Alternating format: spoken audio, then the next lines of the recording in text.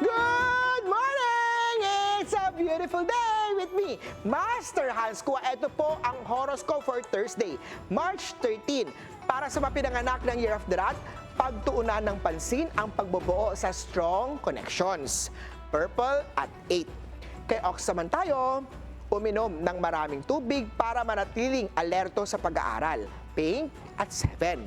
Kay Tiger naman tayo, bago gumawa ng desisyon, suriin ang lahat ng posibilidad. Blue at 5. Kay Rabbit naman tayo, iwasan ang utang. Mag-ipon para sa hinaharap. Red at 4. Kay Dragon naman tayo, bigyan ng oras ang pagpapahinga. Huwag magpuyat. Green at 1. Kay Snake naman tayo, isaalang-alang ang mentorship para sa mas mabilis na pag-unlad. Yellow at 6.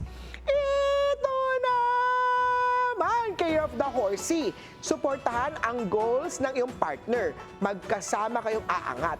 Silver at 9. Kay Year of the Ship naman tayo, mahusay ang araw na ito para sa brainstorming ng bagong ideas. Gold at 2. Kay Monkey naman tayo, maglagay ng Lucky Charm sa wallet para dagdag swerte. Orange at 8. Kay Rooster naman tayo, more energy, sleep on time. Purple at 5. Kay Doggy naman tayo, huwag mag-atibuling magtanong kung may hindi malinaw. Pink at 7.